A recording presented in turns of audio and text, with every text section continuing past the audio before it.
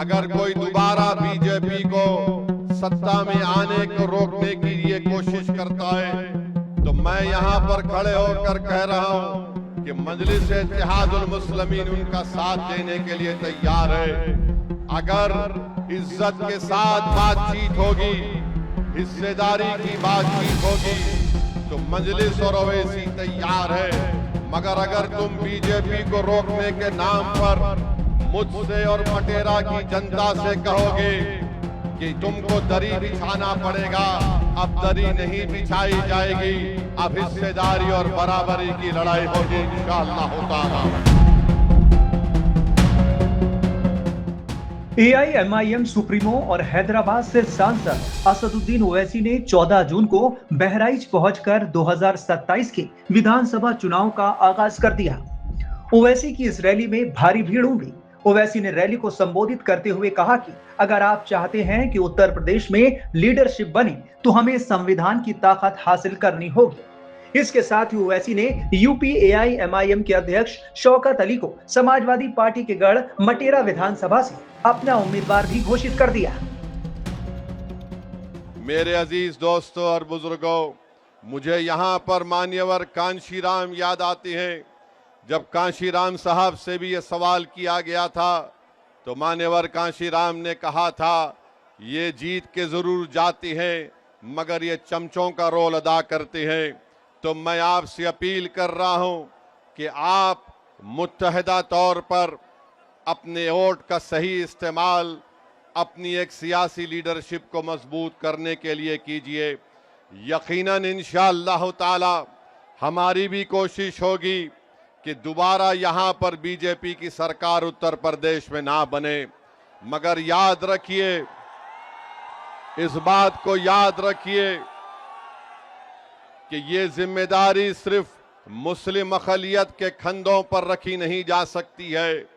अगर कोई बीजेपी को रोकना चाहता है, अगर कोई दोबारा बीजेपी को सत्ता में आने को रोकने की लिए कोशिश करता है तो मैं यहाँ पर खड़े होकर कह रहा हूँ कि मजलिस इत्तेहादुल मुस्लिमीन उनका साथ देने के लिए तैयार है।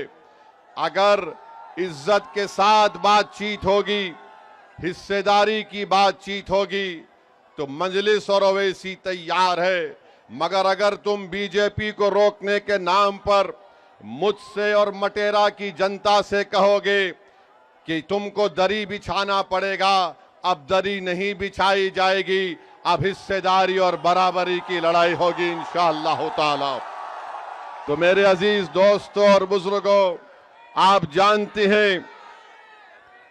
जानते हैं कि बीजेपी की सरकार में चाहे उत्तर प्रदेश हो या जिस किसी भी भारत का स्टेट हो जहां पर बीजेपी की सरकार है, हम वहां पर देखते हैं कि बुलडोजर से किसका घर तोड़ा जाता है।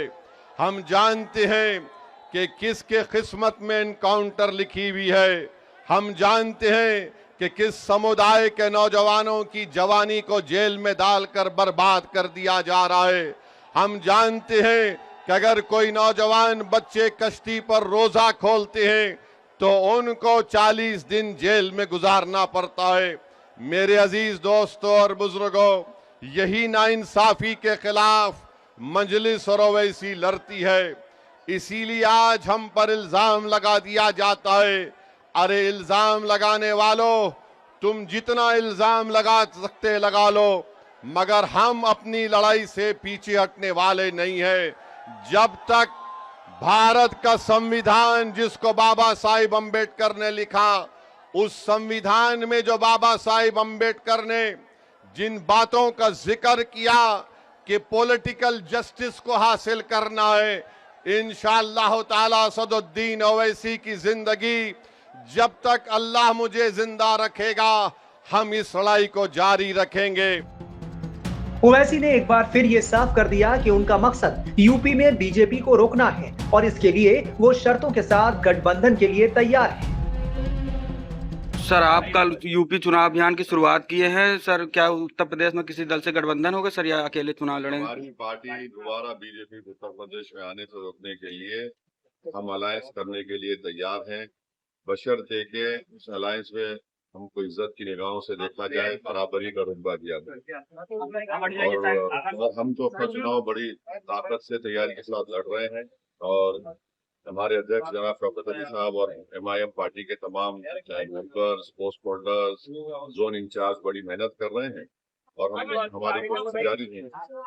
सर यूपी में बड़ा हिस्सा सपा, मुस्लिम वोटों का बड़ा हिस्सा सपा के साथ माना जाता है, इसमें क्या आप अपने किसी के साथ नहीं, कोई किसी के साथ नहीं हो गए वो दिन जब कोई विकल्प में था। MIM पार्टी बड़ी स्ट्रॉन्ग विकल्प के तौर पर उभरी है और जो लोग इस तरह की बकवास कर रहे हैं उनका अंदाजा हो जाएगा।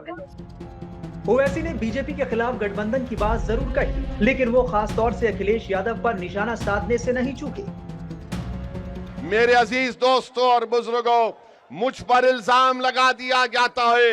आज हम आपकी इस मुबारक सरजमीन को आ रहे थे, ये बहादुरों की सरजमीन है बहरेच और मटेरा, तो ये समाजवादी पार्टी के लोग ये कहना शुरू कर दिए कि असदुद्दीन ओवैसी आएगा तो भाजपा को फायदा होगा।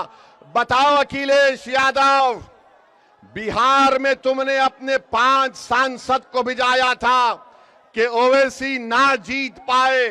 तुम्हारे 5 सांसद सीमांचल किशनगंज में आकर 15 दिन बैठ गए, रोज मीडिया से बात करते, रोज गांव-गांव जाकर जनता को बताते, मगर नतीजा क्या निकला? जिन 4 विधायक को अखिलेश यादव के भाई तेजस्वी यादव ने मंदलिस से तोड़ लिया था, सीमांचल की जनता को लाखों सलाम।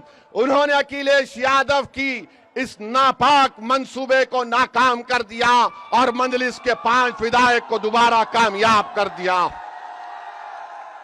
हम यहां पर आ रहे हैं और फिर शुरू हो गए बी टीम है। अरे सुन लो समाजवादी पार्टी के तमाम जिम्मेदारों, बताओ।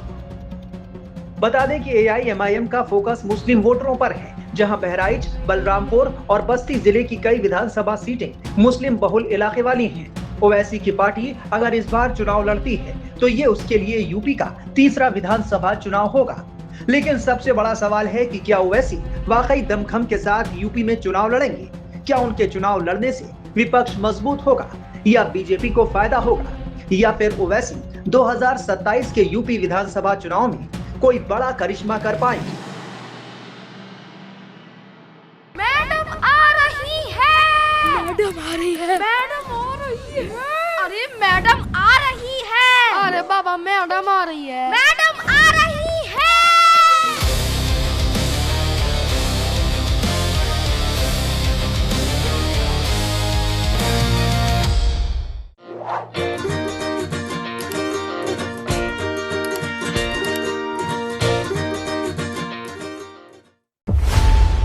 खबरों की रणभूमि में यहां शोर नहीं सोच लड़ती है, जहां शब्द नहीं फैक्ट्स वार करते हैं और हर सवाल खोलता है सच की नई परत।